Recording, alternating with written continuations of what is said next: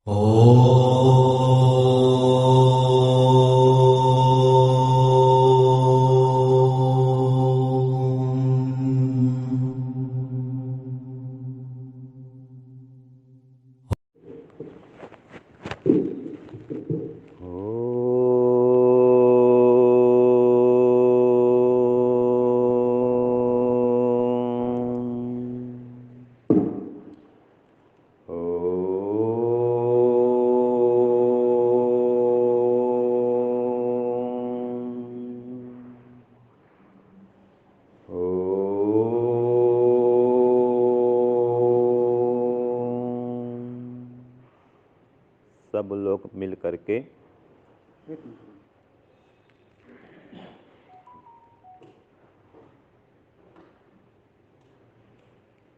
लोग मिल करके गायत्री मंत्र के माध्यम से उनकी शरणागति को प्राप्त करेंगे।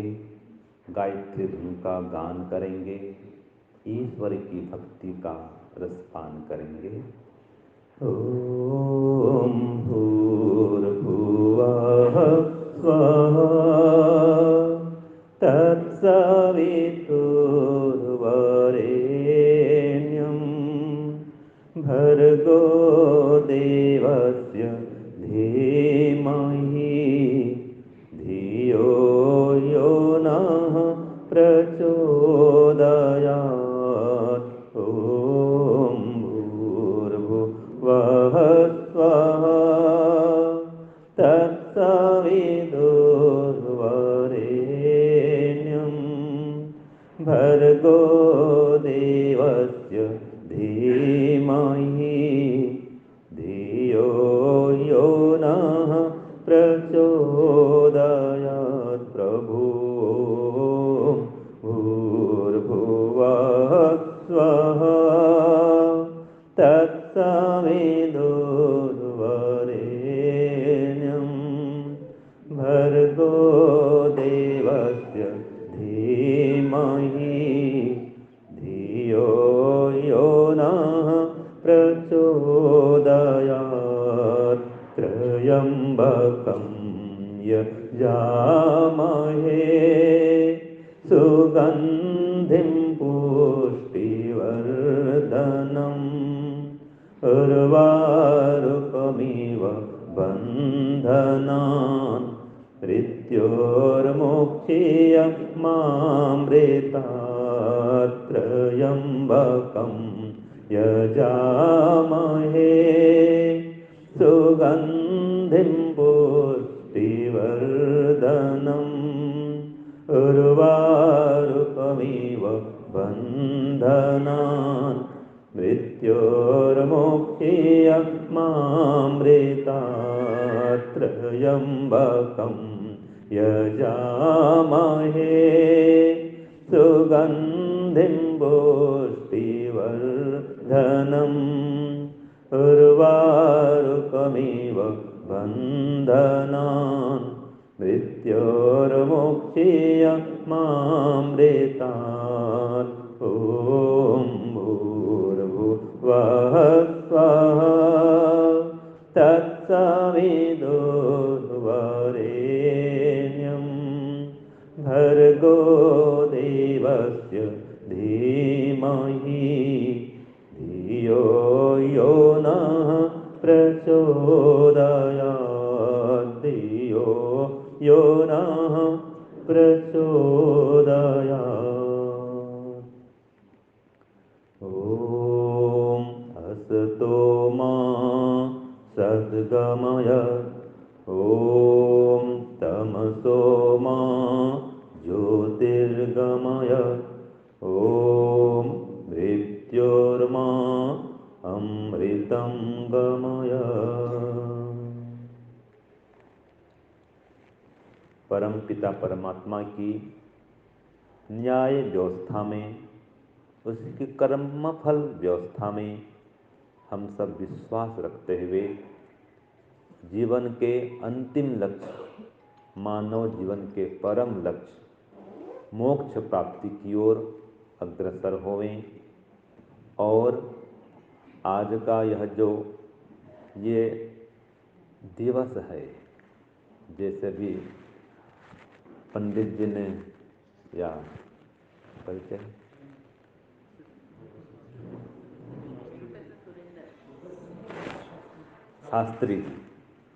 शास्त्री जी ने बात बतलाई कि ये वास्तव में प्रेरणा सभा है। ये श्रद्धांजलि सभा जो है वास्तव में क्या है? प्रेरणा सभा है। तो ऐसे प्रेरणा सभा में विराजमान श्री शास्त्री जी, हमारे डॉक्टर सुरेंद्र जी, मलिक साहब जी के सभी परिवारजन और इस सभा में पधारे हुए सभी सज्जन महानुभावों, वंदनीय पूजनीय श्रद्धामयी मातृशक्ति प्यारे बच्चों, आपने ये बात सुनी होगी कि जातस्य ही ध्रुवो मृत्यु, जिसका भी जन्म हुआ है उसका मरण होना निश्चित है। तो जन्म किसका होता है जी? आत्मा का होता है या शरीर का होता है? बताइए, किसका होता है? शरीर का होता है। तो वास्तव में जिसका जन्म हुआ है मरण भी उसका ही होगा। तो शरीर का जन्म हुआ और शरीर का मरण हुआ। तो आत्मा वो क्या है?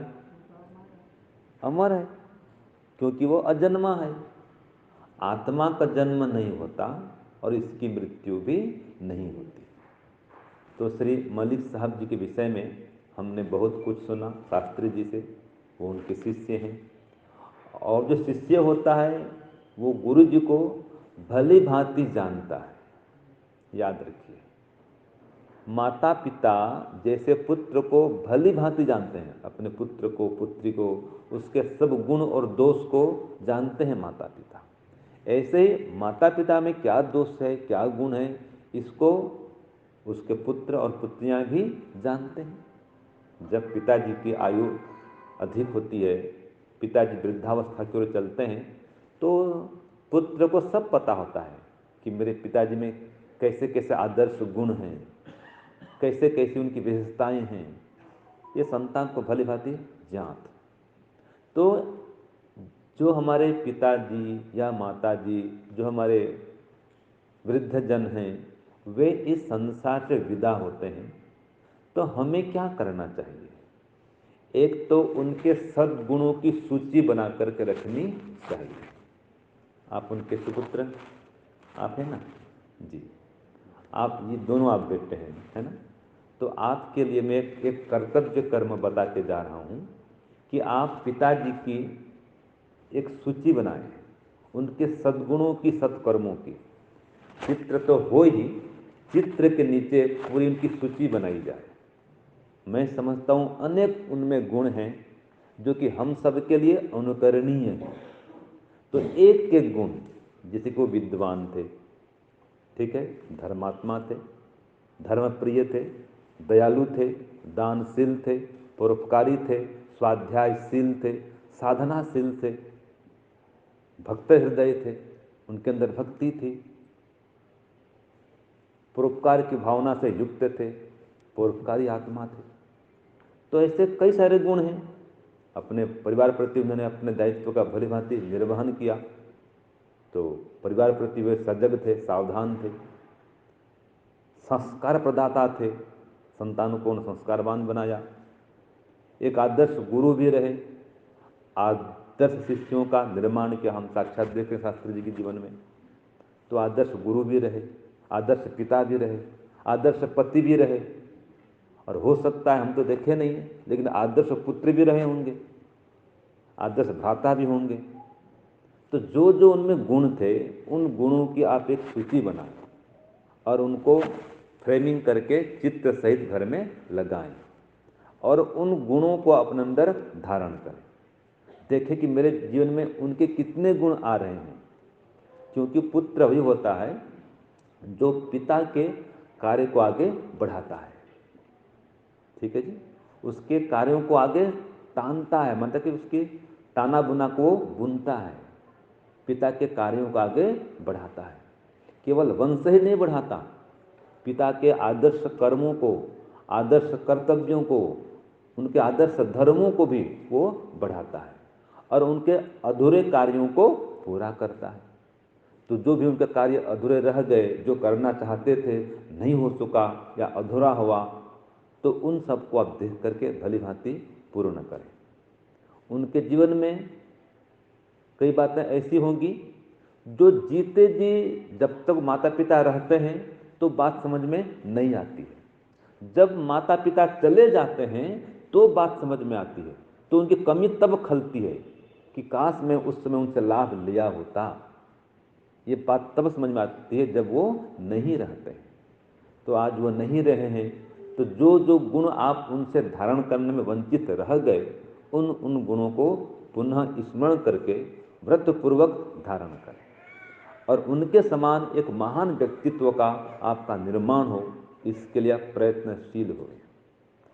दूसरी बात देखिए, वे एक दिव्य आत्मा थे और आत्मा का तो मरण होता नहीं, ठीक है जी। आत्मा का किस प्रकार का स्वरूप वाला है?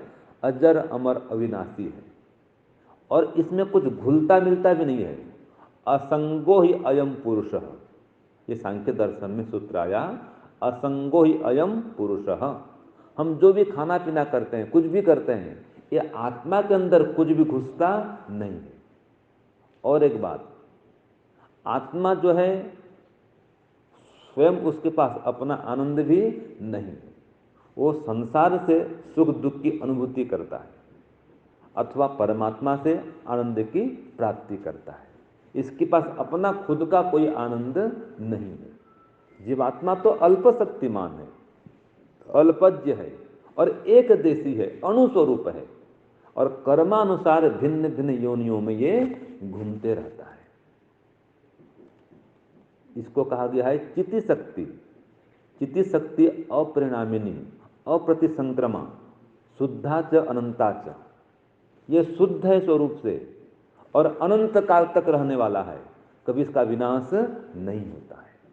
तो मलिक साहब जी, आपके पिताश्री इस नश्वर सहित से शरीर से ऊपर उठ चुके हैं, वे एक दिव्य गति को प्राप्त कर चुके हैं, कर्मानुसार एक दिव्य गति को प्राप्त कर चुके हैं वो। तो देखिए, जीवात्मा की जब ये स्थिति आती है कि वो शरीर को छोड़ने वाला होता है या अंतिम स्थिति आती है, तब वो स्थिति कैसी बनती है? उसकी सारी शक्तियां धीरे धीरे क्षीण होती हैं, सारी इंद्रियां धीरे धीरे आत्मा की ओर गति करती हैं। अंतिम काल में, एकदम अंतिम स्टेज में, ये नेत्रेंद्रियां या नेत्रेंद्रिय, श्रोतेंद्रिय, हस्तेंद्रिय, सभी इंद्रियां सिकुड़ करके आत्मा के पास पहुंच जाती हैं और आत्मा इन सब को ले करके शरीर से ऊपर उड़ जाता है, शरीर को छोड़ देता है, उत्क्रमण करता है और सूक्ष्म शरीर को साथ में लेके जाता है। जीवात्मा के पास 3 शरीर होते हैं, किसी को ज्ञात है 3 शरीर कौन कौन होते हैं? 3 शरीर। एक तो हम देख रहे हैं, ये क्या है जी? स्थूल शरीर। दूसरा है सूक्ष्म शरीर और तीसरा है कारण शरीर। तो कारण शरीर सबका समान है, पशु पक्षी जीव जंतु पेड़ पौधे और हम सब मनुष्य, सबका कारण शरीर एक ही है, इसमें कोई अंतर नहीं है। वो क्या है? प्रकृति। सबका शरीर किससे बना है? मूल रूप से प्रकृति से निर्मित है, वो सबका समान है। दूसरा है सूक्ष्म शरीर, जिसमें कि ज्ञानेंद्रियां, कर्मेंद्रियां, 5 तन्मात्राएं और मन और बुद्धि, ये 17 तत्व आते हैं। ये सूक्ष्म शरीर, ये स्थूल शरीर के नष्ट होने पर, ये स्थूल शरीर जो देख रहे हैं, इसमें हाथ पैर देख रहे हैं, जो 5 महाभूतों से निर्मित है, ये क्या है? स्थूल शरीर है। इसके छूट जाने पर जीवात्मा सूक्ष्म शरीर को लेकर के चल देता है और जिस जिस भी योनि में जाता है, उन समस्त योनियों में उस सूक्ष्म शरीरों के साथ में रहता है, उसके साथ ही भ्रमण करता है और जब मोक्ष में पहुंच जाता है तो ये सूक्ष्म शरीर भी टूट फूट जाता है और प्रकृति में लीन हो जाता है। और जीवात्मा केवल, उसको बोलते हैं केवली, जो जाता है केवल्य में, माने मोक्ष में जाता है, उसका नाम क्या होता है? केवली। तो केवल अपने स्वरूप में स्थित होकर के मोक्ष में फिर या मोक्ष धाम में वो प्राप्त हो जाता है, मोक्ष को प्राप्त कर लेता है। तो देखिए, जीवन का अंतिम लक्ष्य तो यही है। जीवात्मा की परम गति किसमें है? ईश्वर की प्राप्ति में है। और ये काम केवल मनुष्य ही कर सकता है, दूसरा कोई नहीं कर सकता। योग, ध्यान, भक्ति, उपासना, साधना, स्वाध्याय, सत्संग, हवन, दान, पुण्य, परोपकार, ये सारे कार्य कौन कर सकते हैं? क्या पशु पक्षी कर सकते हैं? अन्य कोई प्राणी, जीव जंतु कोई भी नहीं कर सकता। कौन कर सकता है? मनुष्य कर सकता है। तो मनुष्य जन्म पा करके भी यदि हम कुछ स्वाध्याय, सत्संग, साधना, उपासना, जप, ध्यान नहीं किए, हवन में रुचि नहीं रखे, घर में हवन हमने कभी किया ही नहीं, कोई परमात्मा के नाम का जप नहीं किया, गायत्री मंत्र जप नहीं किया, कभी ओंकार ध्यान नहीं किया, तो बताओ क्या किया हमने? हम जो कुछ कर रहे हैं वो सभी कार्य पशु पक्षी भी कर रहे हैं। भोजन करना, शयन करना, परिवार का पालन पोषण करना, अपने से भयंकर प्राणी देख करके भयभीत होना, ये सब पशु पक्षी में समान है, मनुष्य में भी वही है। लेकिन धर्मो ही तेषाम अधिको विशेषो, धर्म ही मनुष्य को पशु पक्षियों से श्रेष्ठ बनाता है, और धर्म ही अंतिम काल में साथ देता है, साथ जाता है। तो इसलिए सज्जनों, जीवात्मा की परम गति इसी में है कि वह ईश्वर के सानिध्य को प्राप्त करे। जीवात्मा की एक अपनी यात्रा है, हम सभी इस यात्रा में शामिल हैं। मलिक साहब जी की यात्रा इस जन्म की पूरी हुई, अपने अगली यात्रा में वो चल पड़े हैं। ये अनंत यात्रा है, हम सब भी यात्रा में चल रहे हैं। याद रखिए, सभी सगे संबंधी मित्र साथी ये हम सब के लिए यात्री हैं। जिसका समय आता है अपनी यात्रा में वो आगे फिर निकल जाता है, और हम सब की स्थिति यही होने वाली है। कोई नित्य के लिए, हमेशा के लिए संसार में नहीं आया है। फिर भी जब तक संसार में हैं, सत्कर्म करें, आदर्श गुणों को धारण करें, और जीवात्मा को श्रेष्ठ गति में पहुंचाने के लिए हम प्रयत्नशील होवें। तो अंतिम में मलिक साहब जी की आत्मा के लिए मैं प्रार्थना करता हूँ, वे जहाँ भी रहें, जहाँ भी जाएं, श्रेष्ठ स्थिति को प्राप्त करें। उनके परिवारजन उनके गुण कर्मों को धारण करें, और परमात्मा उनके वियोग को सहने की आप में शक्ति देवे। इतना कहते हुए वाणी को विराम। ओम शांति, ओम शांति।